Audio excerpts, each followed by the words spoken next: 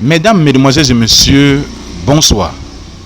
Prince Aimé explique à Maman Lolita, la baronne de Suisse, ce qu'il vit au quotidien à partir des contrats qu'on suppose qu'il a eu à signer et qu'il a gagné beaucoup d'argent. Et que on sous-entend, et qu'elle sous-entend qu'il est chiche. Autrement dit, qu'il est difficile à vivre. D'ailleurs, Prince Aimé dans cette vidéo explique de fond en comble à quel point les gens l'ont manipulé. Oui, l'ont manipulé sévèrement.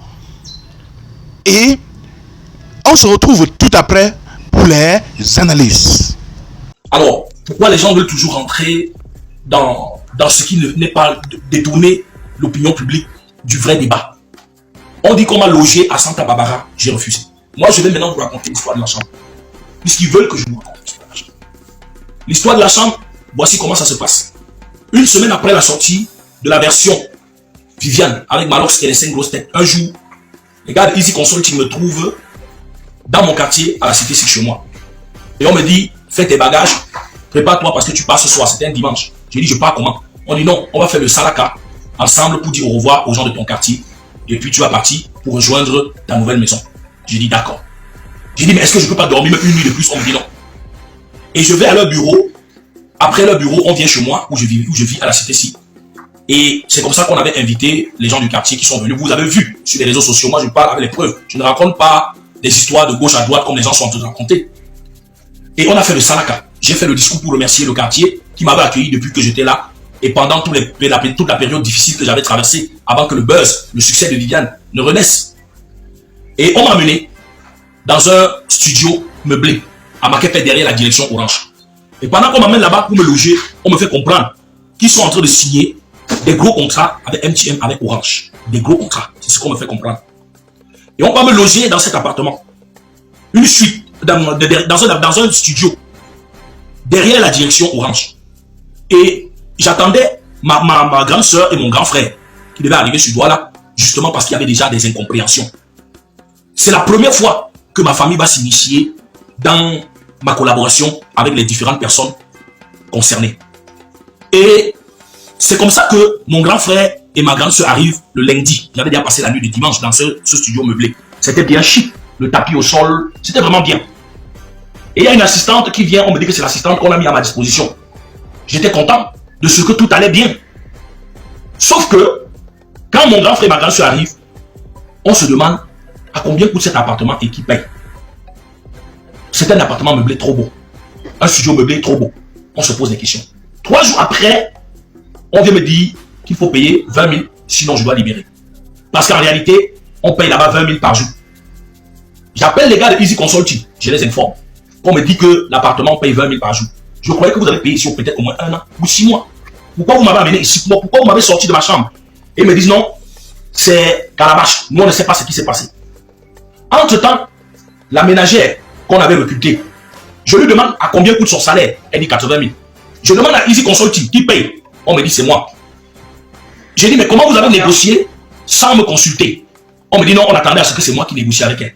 Je pose la question à la fille, elle me dit non, elle a déjà causé avec eux. Et ils l'ont dit que je dois payer, que le salaire, elle a fixé son salaire à 80 000 avec eux. Moi je suis perdu dans tout ça. Entre-temps, le frère Calabash envoie son petit frère dans le studio où je vivais. Parce qu'il y avait des problèmes au niveau du studio. Il me dit, j'ai demandé le projet qu'on a fini avec Yemi Alade. Les gars de Easy Consulting n'arrivent pas à m'envoyer. On va refaire une autre version. Je lui dis, ouais mon frère, on a déjà beaucoup travaillé. On ne peut pas remettre en cause le projet qu'on a travaillé. Il me dit, non, les gars de Easy Consulting me manquent de respect. C'est moi le producteur, je donne des ordres, on n'exécute pas. Donc je veux maintenant que tu travailles avec mon petit frère. Il va t'amener dans un autre studio. Je lui dis, non, frère, calme-toi. Je vais appeler les gars de Easy Consulting pour qu'on appelle le studio pour récupérer le projet que nous avons travaillé. Au lieu qu'on se retrouve en train de faire un double travail. C'est comme ça que j'appelle les gars de Easy Consulting. J'essaie de régler cet autre problème. Ils me disent non, on allait donner, on a appelé le technicien, il a dit que l'enfant avait cassé son téléphone. Tout ça. Mais il est en train de mixer le projet, on va aller lui livrer le projet. Et je lui ai dit, mais et maintenant son petit frère, dont on m'a dit qu'il va maintenant travailler avec nous. Easy Consulting me dit qu'ils n'ont pas connaissance de cela. Je suis perdu dans cette histoire. 3 jours après, il faut que je paye encore une nuit de plus pour dormir là-bas. Les gars de Easy Consulting me donnent 10 000. Moi, je complète 10 000. Je paye encore une nuit pour pouvoir dormir dans le studio meublé où on m'avait amené. Le lendemain, il faut sortir avec mes bagages. Ma grande soeur, mon grand frère et moi. Et l'un des gars Easy Consulting. Je suis presque à la rue. Je me demande ce que je dois faire. J'ai envie d'aller payer une chambre d'hôtel pour séjourner. Mais je me demande si c'est la bonne solution. Les gars de Easy Consult Team me disent c'est une honte que tu retournes encore à la cité dans ta chambre. Nous, on va te prendre une petite chambre où tu peux loger même 6 mois. Et on va essayer de voir si on peut trouver une solution pour trouver la maison. J'ai dit non. Si vous ne pouvez pas trouver une maison et payer pour que je puisse aller dedans, laissez-moi retourner donc dans ma chambre. Vous voulez aller payer une autre chambre. Mais j'ai ma chambre où je vivais déjà. Et où je suis encore en règle. Pourquoi vous voulez m'enlever pour m'amener dans une autre chambre dont je ne connais même pas l'endroit? Je ne sais pas combien de temps je vais prendre. En tant que non-voyant, pour m'adapter. Mieux vous me ramener dans ma chambre où je vivais. Je suis dans la rue. Et ils ne veulent pas. Ils me disent qu'ils ont trouvé une autre maison à l'enfant. Mais c'est moi qui dois payer. Je dis mais ça ne va pas. Vous m'avez sorti de ma chambre pourquoi? On était dans la rue. On était dans un taxi. On ne savait pas où aller. J'ai dû hausser le ton. On me ramène dans ma chambre. Je n'avais pas où dormir. Je n'avais plus où aller. J'étais sorti de ma chambre. Heureusement que je n'avais pas pris tous mes bagages. Mais le logement dont on avait dit qu'on avait pris pour moi, le logement dont on avait prétendu assurer pour moi, je venais de quitter le logement et me retrouver dans la rue. C'est comme ça que finalement je suis rentré dans ma chambre. Je suis retourné dans ma chambre. Frères et sœurs, peuple camerounais, peuple africain, comme ils veulent que je vous dise la vérité, je vous dis la vérité. Quelques semaines après, ils sont revenus. Le même modèle. On a trouvé ta chambre, on a trouvé une maison. Le producteur a payé 1 an. J'ai dit, ouais, est-ce qu'on ne peut pas aller visiter la maison avant que j'aille m'installer? On me dit non, prends tes bagages, tu vas chez toi. Je prends mes bagages, mais cette fois je suis plus prudent. J'ai dit, j'ai eu un dessus pour la dernière fois. Je ne vais pas retomber dans le même coup 2 fois. Je prends des bagages minimes. Je prends pas assez de bagages. J'arrive là-bas. Et on m'amène dans un studio où les escaliers étaient superposés. Il y a même des escaliers, mais des escaliers quand même praticables. Pour un non-voyant comme moi, les escaliers étaient superposés. Il y avait des rigoles où vous pouvez tomber à l'extérieur, des trous partout. Vous pouvez aller vérifier. Je suis prêt à me mettre à la disposition de ceux qui veulent mener les enquêtes, les investigations, pour savoir si je dis la vérité. Tu dois déjà t'abonner. Tu sais pourquoi? En t'abonnant, tu es au courant de toutes les actualités du 237 ainsi que les buzz. Partage aussi pour m'encourager. Tu peux lâcher aussi un commentaire si la vidéo t'intéresse ou bien si tu as quelque chose à dire. C'était un endroit arpenté, accidenté, des escaliers superposés. Sur ces escaliers-là, quelqu'un qui ne voit pas peut glisser à tout moment et se fait mal. Des contours tels que vous ne pouviez pas facilement partir seul de l'extérieur pour votre chambre. Tellement difficile de partir seul de la chambre pour quelqu'un comme moi jusqu'à l'extérieur. Je leur ai dit au gars de Easy Consult le même soir que je ne peux pas vivre ici. Un isoloir, même l'oiseau là-bas ne chante pas. Aucune moto ne passe. Même pour trouver une personne à qui vous pouvez demander un renseignement, c'était difficile. Un endroit vraiment bizarre. Loin derrière Santa Barbara au fin fond. J'ai passé une nuit, le lendemain, j'ai appelé certains petits, je leur ai dit s'il vous plaît, prenez un taxi. Quand ils ont pris même le taxi, ils se sont égarés. Pour arriver à moi, c'était difficile. J'ai eu la chance qu'une de ces rares personnes passait par là, j'ai signé sur lui. C'est lui qui m'a aidé à renseigner les personnes que j'ai demandé, dont j'ai appelé pour venir me chercher. On est venu, j'ai pris mes bagages et j'étais dans le taxi. J'ai dit ramenez-moi à ma chambre, là où j'étais. Parce que c'est au moins pratique pour moi d'aller de là jusqu'à l'extérieur. Pour que je retrouve la barrière pour sortir de la chambre, pour trouver la barrière, j'ai passé 45 minutes. Et je n'ai trouvé personne à qui je pouvais demander des renseignements, de l'aide. Et c'est comme ça que finalement je suis sorti. De là, j'ai dit ramenez-moi à ma chambre. Les gars de Easy Consult m'ont demandé qu'est-ce qui se passe. Je leur ai dit, je vous avais dit que je ne pouvais pas vivre là-bas. Comment vous pouvez trouver une maison où vous prenez l'engagement sans au préalable m'amener pour que je puisse visiter la maison et confirmer si la maison m'intéresse et me plaît, si la maison je peux vivre là-bas ou non. Vous-même qui voyez, peuple camerounais, peuple africain, être humain de bon sens, vous pouvez même, vous qui voyez, aller intégrer et loger dans une maison dont vous n'avez pas au préalable visité et déterminer si ça elle vous convient ou non. Voilà la situation dans laquelle je me suis retrouvé et j'ai été obligé de retourner à ma chambre. Et les gars de Easy Consult m'ont dit après qu'ils ont récupéré l'argent et qu'ils ont déjà envoyé à Wasd. Sauf que quand on a demandé à Wasd, Wasd a dit qu'il n'avait pas vu l'argent. Les gars de Easy Consult ont écrit, avant même que je ne fasse ma sortie, que Wasd a dit qu'il a dépensé 20 millions sur moi. Que ma chaîne YouTube est la propriété de Calabash. Est-ce que c'est moi qui avais écrit ça? C'est les gars de Easy Consult. Les gars de Easy Consult m'ont dit que Wasd a dit qu'ils ont demandé des comptes à Wasd et Wasd leur a dit qu'il n'a pas de comptes à rendre aux individus. Et qu'ils ne veulent pas lui donner les comptes et qu'ils les fuient parce qu'il sait qu'ils connaissent la vérité.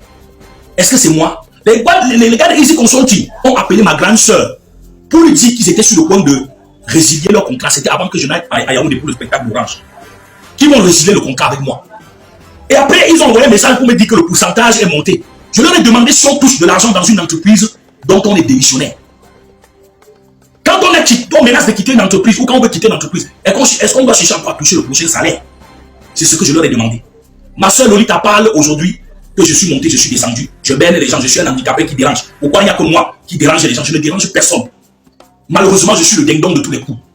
Et chacun fait de moi ce qu'on veut parce que je suis dans une situation de faiblesse et de vulnérabilité. Mais un jour, ça va finir.